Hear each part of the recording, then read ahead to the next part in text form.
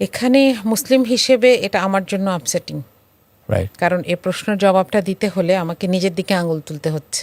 Right আপনি যেটা বলছিলেন যে Islam offers an overall solution to all problems we are facing nowadays, Right. Right? কিন্তু এগুলার ম্যানিফেস্টেশন আমাদের সামনে কোথায়?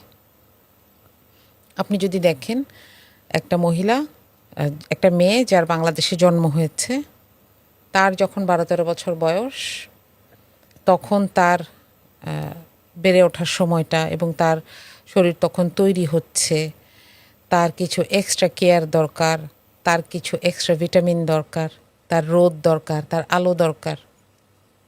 তাকে আমি ইসলামের প্রয়োজনে বলছি হিজাব পরো, এবং তাকে তার এই ন্যাচারাল রাইটগুলোর থেকে বঞ্চিত করছি Right. For the sake of Islam, যেটা ইসলাম হওয়া উচিত না।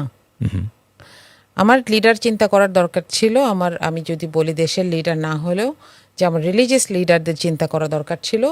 ঠিক আছে, এই মেয়েটার তো এই রাইটগুলো আছে, জি সে এক্সারসাইজ করবে, সে রোদে যাবে, সে একটা হেলদি মেয়ে হবে, সে একটা হেলদি নেশন তৈরি করবে। রাইট তাহলে তাকে আমি একটা বিকল্প জায়গা তৈরি করে দিই জি যেখানে সে এই ফ্যাসিলিটিটা পাবে। সেটা কই? Right. সেটার ব্যবস্থা না করে আমি কি করলাম, তাকে বললাম তুমি আর বাইরে বের হবা না, Okay. তুমি আর মাঠে খেলবা না, তাই না? এটা একটা আস্তে আস্তে শুরু হচ্ছে। রাইট একটা সময় তাকে বিভিন্ন রকম কাজে, স্কুল কলেজ ইউনিভার্সিটিতে পড়ার কাজে বাইরে যেতে হচ্ছে, মার্কেটে যেতে হচ্ছে। এসব জায়গায় একটা মহিলার জন্য একটা টয়লেট নাই, নামাজের জায়গা নাই। এখন আছে, এটা কেন আছে এটা আমি পরে বলছি আপনাকে। এটার জন্য কখনো কোনো আলেম কথা বলেছে আপনি দেখেছেন? No rare rare.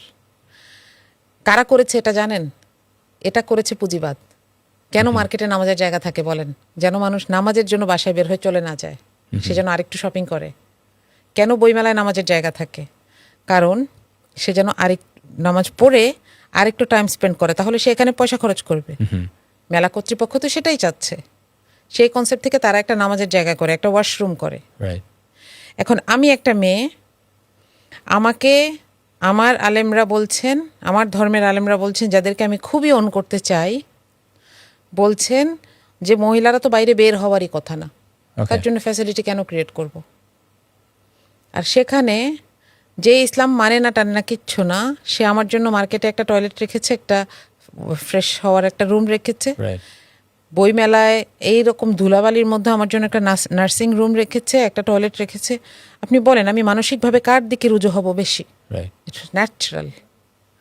আমি কখনোই এই ফ্যাসিলিটির জন্য, এবং এই ফ্যাসিলিটি এই কারণে বাংলাদেশের যারা ইসলামিস্ট তারা ঘরে তুলতে পারেন নাই এই Right. এই এই সেবাগুলোর ফসল, কারণ এগুলো তারা প্রোভাইড করেন নাই। রাইট আমি একটা হাসপাতালে যাচ্ছি, আমি বাসে উঠবো, সেখানে আমার কোনো রাইট নাই। ওই যে 9টা সিট, ওইটা এখানে, ওইটার জন্য এখানে কারা চিৎকার করেছে, যাদেরকে কিন্তু ইসলামিস্টরা আবার পছন্দ করে না, রাইট যারা নারী অধিকারের কথা বলে, যাদের হয়তো ড্রেস আপ ইসলামিস্টদের পছন্দ হয় না। কিন্তু আমি একটা নারী, আমি দেখছি যে ওইটার জন্য আমার একটু হলেও সুবিধা হয়েছে। আমি বাসে উঠে একটু জোরে বলতে পারি যে এটা আমার সিট, আমাকে Right. একটু বসতে দেন। ওইটাও বলতে হয়, জি। নাহলে কিন্তু ওখানেও ছেলেরা বসেই থাকে। হ্যাঁ, জি তো এটা হচ্ছে রিয়ালিটি। তার মানে ইসলাম যে সুবিধাগুলো অফার করে, বা ইসলাম যে সোসাইটিটা অফার করে, সেটার এখানে বাস্তবায়ন নাই। নাই তো নাই, আবার দাবি করা হচ্ছে যে আমি ইসলামের আনুগত্য করব। ওকে আমি যদি পরিবার থেকে ইসলামের ব্যাপারে খুব স্ট্রং কনসেপ্ট না পেতাম, এবং কোনো একটা ঝামেলা দেখলেই আমার মাথায় একটা সিগন্যাল না আসতো যে দে আর রং, জি এটা ইসলাম না, তাহলে আমিও একটা সময় বলতাম যে না, ওরাই ভালো। রাইট যারা ফেমিনিজম নিয়ে কথা বলে বাবা, তারাই ভালো, তারাও কিছু না কিছু চেষ্টা করেছে। একটা মেয়ে চাকুরিতে গিয়ে বাচ্চাকে নিয়ে, বাচ্চা হওয়ার পরে 6 মাসের একটা ম্যাটারনিটি লিভ পাবে, এটা আমাকে কে ব্যবস্থা করে দিয়েছে? No Islamist. আমাকে তো ইসলামিস্টরা বলেছে আমি ঘরে থাকতে, জি তাই না? যার কারণে আমাদের এই যে এই সিস্টেমের এই গ্যাপগুলো, এগুলো কিন্তু ফিল ইন দ্য গ্যাপস হয়ে গেছে। Right. এখন কোনো জায়গা ফাঁকা থাকে না। জি। একটা জায়গা থেকে বাতাস সরাই ফেললে সেই জায়গায় আরো দ্বিগুণ বেগে বাতাস আসে, রাইট। কিন্তু কি এসে পূরণ করেছে সেটা কোয়েশ্চেন।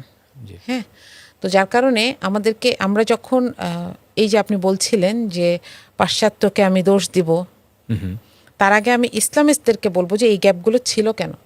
রাইট। আপনারা তো আরো পুরনো, আপনি 1400 বছরের ঐতিহ্যকে বোঝেন নাই, 1400 বছরের ঐতিহ্যকে ধারণ করতে পারেন নাই, জি। এবং এই জায়গাগুলোকে নষ্ট করেছেন। এখন এখানে এসে যখন অন্য কেউ রাজত্ব করে শুরু করেছে, তখন আপনি বলছেন ওরা খারাপ। এভাবে শিফট হয় না।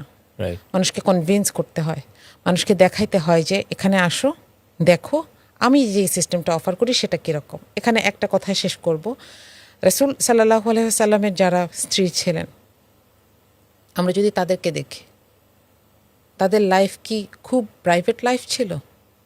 কয়জনের একদম প্রাইভেট লাইফ ছিল?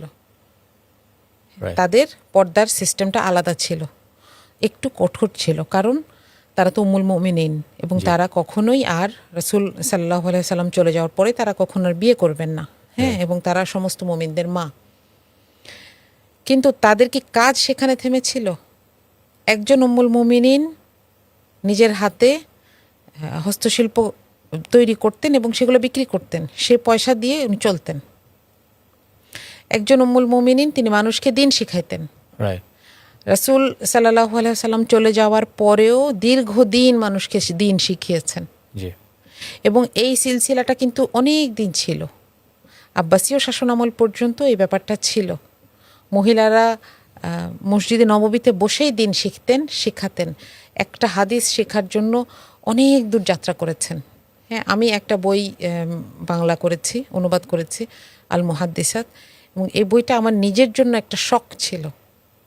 ওকে। আমি জানতাম যে এইগুলা এই উপমহাদেশীয় ইসলামের পুরোটা রূপ না, কিন্তু এইভাবে জানতাম না। ওকে।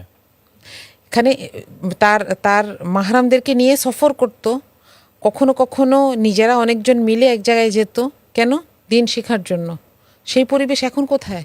জি। আমরা এটা কোত্থেকে শিখলাম যে মহিলাদের জন্য ভালো গুণ হচ্ছে তাদেরকে, আমি কখনোই বলছি না যে মহিলাদেরকে বাসায় থাকতে হবে না, সেটা বলছি না, কিন্তু তাকে একটা মানুষ হিসেবে আল্লাহ সমান মর্যাদার বানিয়েছেন, এবং তার ঈমান তার কাছ থেকে কি ডিমান্ড করে, তার মেধা দক্ষতা তার কাছ থেকে কি ডিমান্ড করে, সেটাকে কাজে না লাগিয়ে আমি ওই যে সমান ইউনিফর্ম, সাবানের মতন একই রকম বক্স, একই রকম ঘ্রাণ, এরকম সাপ্লাই দেওয়ার চেষ্টা করছি। এটা আমাদের সবচেয়ে বেশি ক্ষতি করেছে। সুতরাং পাশ্চাত্যের দিকে আঙ্গুল তোলার আগে আমাদের নিজেদের এই শর্টকামিংগুলোকে আমাদের দেখতে পারা উচিত এবং সেগুলোকে সলভ করা উচিত। এবং যখন এটা হয়ে যাবে তখন মুসলিমরা পাশ্চাত্যের দিকে ফিরেও তাকাবে না। Right. কারণ পাশ্চাত্যের এই যে সো কল্ড রাইট মুভমেন্ট, সেগুলোর পরিণতি আমরা এখন দেখছি। জি। সেটা ফেমিনিজমের থার্ড ওয়েভে এসে এটা কি যে হয়ে গেছে, এরা নিজেরাও এটাকে ব্যাখ্যা করতে পারে না। জি। এরা নিজেরাও এটাকে বলতে পারে না। এখন কেউ বিভিন্ন ধরনের রাইটসের দিকে চলে যাচ্ছে যেগুলো অশালীন, এবং এভাবে সভ্যতাই রক্ষা হয় না। ওরা জি। নিজেরাই এটার বিরুদ্ধে দাঁড়িয়ে যাচ্ছে। জি। তো আমি বলবো যে ইসলামের সম্পূর্ণ শিক্ষাটাকে যদি আমরা প্রতিষ্ঠিত করতে পারি, অন্তত কিছু কিছু জায়গায় এটার কিছু প্রমাণ থাকে, জি। তখন আমাদেরকে আর মানুষকে নতুন করে বলতে হবে না যে ওইটা খেও না, রাইট। তাই না? বাজারে হেলদি জিনিস থাকলে, অ্যাভেলেবল জিনিস থাকলে মানুষ অখাদ্যের দিকে তাকায় না, Definitely. এটাই স্বাভাবিক।